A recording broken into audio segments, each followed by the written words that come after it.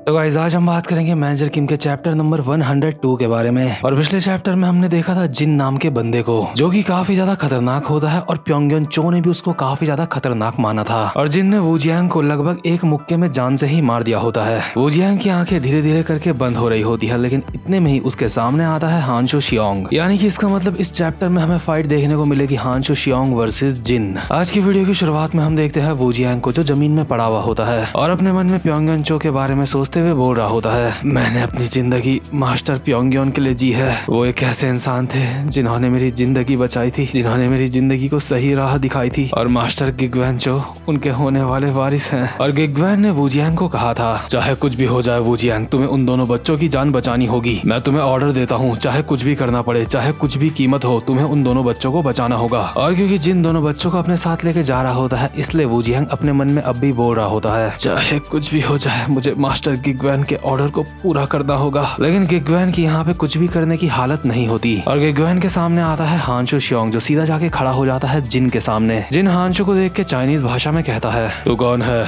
क्या तू एक इंसान है भी या फिर नहीं? तेरी आंखें काफी ज्यादा। लेकिन इतने में ही हानशो एक लात मारता है जिन के मुंह पे, जिससे जिन सीधा पीछे खड़ी कार में जाके टकराता है। और अंदर बैठा ड्राइवर ये सब कुछ देख के काफी ज्यादा हैरान हो जाता है। अभी जिन अपनी जगह से उठा भी नहीं होता, लेकिन इतने में ही हानशो वहाँ पे दोबारा से आता है और जिन के मुंह पे मुक्के ही मुक्के बजा देता है। जिन के मुंह पे काफी सारे मुक्के बजाने के बाद हानशो कॉलर पकड़ता है जिन का और उसे जमीन में पटक देता है। जिन को जमीन में पटके जाने की वजह से अभी जमीन भी टूट चुकी होती है, लेकिन उसके बावजूद भी जिन बोल रहा होता है, मैं जानता था यहाँ तेरे जैसा भी कोई होगा। वैसे भी ये जंग कोई मामूली जंग नहीं है, ये त्यान वाई त्यान ग्रुप की जंग है। और जिन एक बैक फ्लिप मार के अपनी जगह में उठ जाता है और हानशो को कहता है, क्या तू भी एक गार्ड है? आखिर वो तुझे कितने पैसे दे रहे हैं? लेकिन यार हानशो अभी एक ऐसी हालत में है जहाँ पे उसको किसी की भी बात समझ में नहीं आएगी, क्योंकि इस वक्त हानशो लगभग पूरी तरह से आउट ऑफ कंट्रोल हो चुका है। हानशो जिन की बात का कोई भी जवाब नहीं देता और एक अजीब सी फाइटिंग पोजीशन में आ जाता है और उड़ के बहुत दूर से एक लात मारता है जिन के। और ये लात होती है 1440 डिग्री की, जो कि हानशो की एक स्पेशल किक होती है जो हर किसी को नहीं आती। हानशो हवा में स्पिन करता हुआ जिन के मुंह पे बस लात मारने ही वाला होता है और जिन बोल रहा होता है, टाइकोंडो, हाँ ये काफी ज्यादा खतरनाक मार्शल आर्ट है, लेकिन फिर भी तू मेरे फिस्ट ऑफ डिस्ट्रक्शन के सामने नहीं टिक सकता। सिर्फ अकेला तेरा टाइकोंडो मुझे हराने के लिए काफी नहीं है। और अभी जैसे ही हानशो जिन के लात मारने वाला होता है, जिन भी एक मुक्का मारता है हानशो के, और हानशो की लात और जिन का मुक्का आपस में टकरा जाते हैं। और जिन का मुक्का इतना ज्यादा पावरफुल होता है कि वो मुक्का मार के हानशो को जमीन में चिपका देता है। इसके बाद सीन शिफ्ट होता है और हमें जिन के पास्ट के बारे में थोड़ा सा बताया जाता है, साथ साथ में हमें वॉइस ओवर आ रही होती है। जिन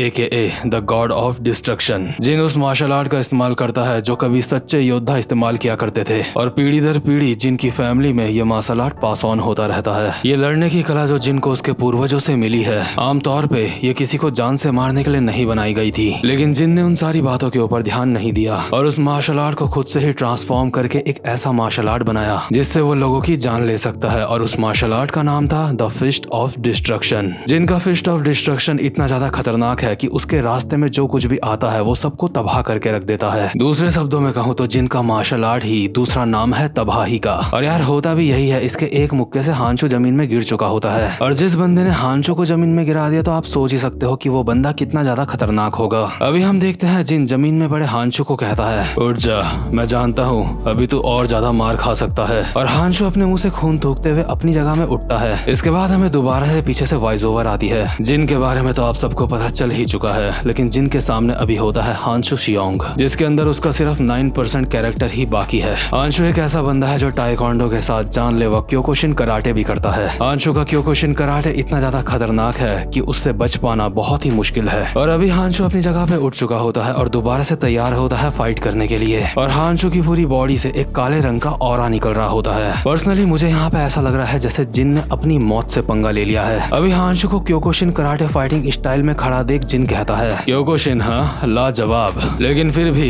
इतना काफी नहीं है मुझे हराने के लिए। क्योकुशिन एक काफी ज्यादा खतरनाक मार्शल आर्ट है, लेकिन इससे भी तू मुझे।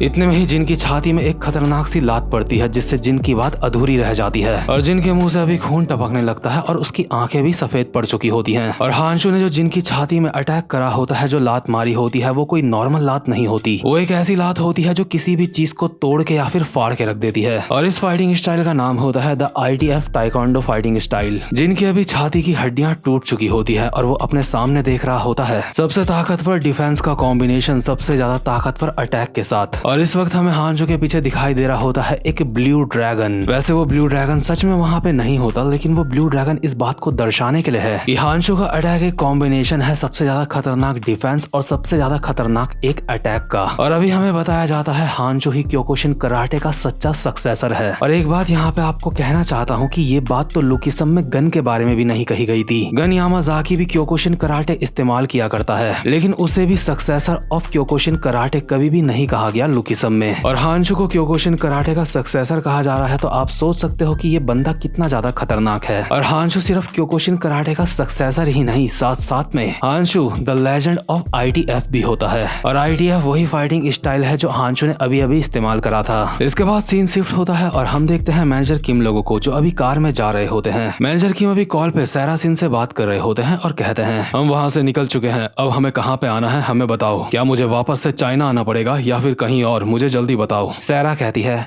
नहीं सर, चाइना आने की कोई भी जरूरत नहीं है। त्यान भाई त्यान ग्रुप के जितने भी बड़े बड़े शेयर होल्डर्स हैं सर गिगवैन जो उन सबको अपने ऑफिस में बुला रहे हैं। सारे के सारे शेयर होल्डर्स जहाँ कहीं भी हैं अब वो कोरिया आने वाले हैं। मिस्टर गिगवैन चो ने कहा है कि अब वो इस बात का खुलासा कर देंगे कि वो ही त्यान भाई त्यान ग्रुप के सक्सेसर हैं। और इसीलिए सारे के सारे शेयर होल्डर्स को गिगवैन चो के पास आना पड़ेगा, हमें वहाँ जाने की कोई भी जरूरत नहीं है। और अभी गिगवैन अपने लैपटॉप में बैठ के सारे शेयर होल्डर्स को बुला रहा होता है। वो कुछ टाइप कर रहा होता है और अपने मन में बोल रहा होता है टाइप करते हुए मेरे हाथ कांप रहे हैं, लेकिन जंग पहले ही शुरू हो चुकी है। और थोड़ी सी टाइपिंग करने के बाद आगे स्क्रीन में कैमरास ओपन हो जाते हैं, यानी कि एक तरीके की वीडियो कॉल मिल जाती है सारे के सारे शेयर होल्डर्स को। लेकिन अभी हमें स्क्रीन में सिर्फ एक ही बंदे की फोटो दिखाई जा रही होती है, बाकी के लोड हो रहे होते हैं। जिनकी फोटो नहीं दिखाई जा रही होगी आवाज तो उन तक भी पहुंच जाएगी, इसलिए गिगवैन चो बोलना स्टार्ट करता है मैं हूँ गिगवैन चो, प्योंगयॉन चो का दूसरा बेटा। इस वक्त मैं शोंगडो कोरिया में एक टीचर का काम करता हूँ। मैं जानता हूँ त्यान वाई त्यान ग्रुप के जितने भी बड़े शेयर होल्डर्स हैं ये चैनल उन सबसे कनेक्ट है। और अभी इस वक्त सारे के सारे शेयर होल्डर्स गिगवैन की बात सुन रहे होते हैं और गिगवैन बोल रहा होता है जैसा कि आप सबको पता है इस वक्त त्यान वाई त्यान ग्रुप थोड़ी सी मुसीबत में है, लेकिन उसके बावजूद भी जैसा कि आप सबको पता ही होगा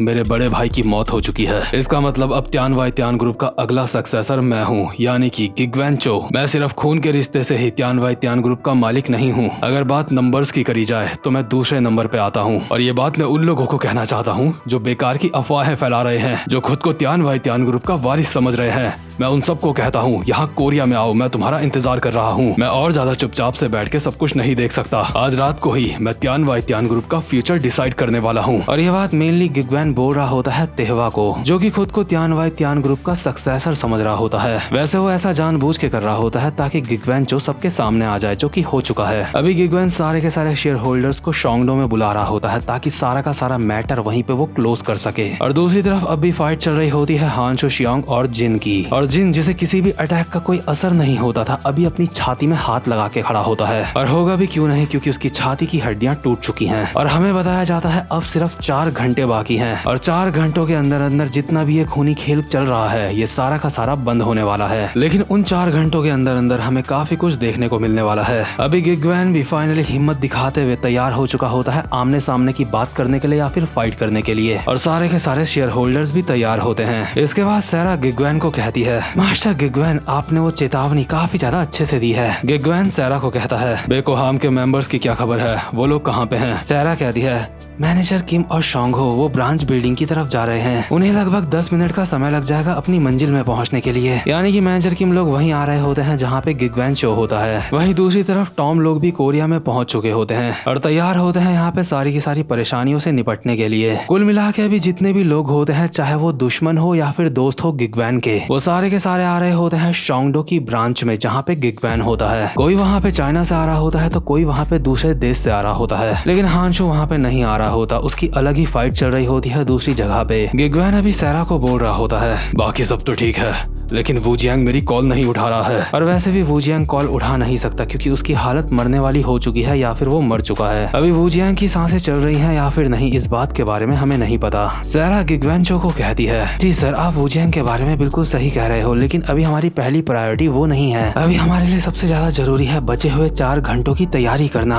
हमें ये पता लगाना होगा कि हमारे दुश्मन क्या चाल चलने की कोशिश कर रहे हैं। इतने में ही बाहर से कोई दरवाजा खटखटाता है और सैरा को लगता है कि यहाँ पे टॉम ली पहुंच चुके हैं। सैरा दरवाजे की तरफ जा रही होती है दरवाजे को खोलने के लिए, बट दरवाजा बाहर से अपने आप ही खुल जाता है और दरवाजे के बाहर टॉम ली लोग नहीं खड़े होते। दरवाजे के बाहर खड़ा होता है तेहवा और गिगवेंचो को लग रहा था कि तेहवा इस वक्त चाइना में है, बट तेहवा एक बहुत ही शाना बंदा है। वो यहाँ पे आके एक स्माइल के साथ कहता है, तुमसे मिलके मुझे काफी ज्यादा अच्छा लगा, यही तुम्हारा ऑफिस है ना? गिगवैन मेरे भाई, तुझसे मिले काफी ज्यादा वक्त हो चुका है। गिगवैन तेहवा को देख के काफी ज्यादा हैरान होता है और कहता है, आखिर तू इतनी जल्दी यहाँ पे कैसे आया? तेहवा कहता है, तुझे पता है मुझे तेरी तरह चीजों को लंबे खींचने की आदत नहीं है। दरअसल मैं काफी समय से कोरिया में ही रह रहा था क्योंकि मुझे पता था ऐसा कुछ होने वाला है। तेहवा कहता है, तो आजा चल बैठ के बात करते हैं। और भाई लोग, अब तक अगर आपको क्लियर नहीं हुआ है तो आपको बता दूं, तेहवा भी प्योंगयॉन के ही परिवार का एक हिस्सा है। अभी तेहवा और गिगवैन एक दूसरे के आमने सामने खड़े होते हैं और हमें पीछे से वॉइस ओवर आ रही होती है। उस वक्त ये बात किसी को भी नहीं पता थी कि हमारी ये मुलाकात एक ऐसे राज को खोलने वाली है जो हमारे फादर ने हमसे छुपाने की बहुत ज्यादा कोशिश करी थी। एक ऐसा राज जो किसी को भी नहीं पता था और अब वो सबके सामने आने वाला है। यानी कि कुछ ऐसी बात होती है जो प्योंगयॉन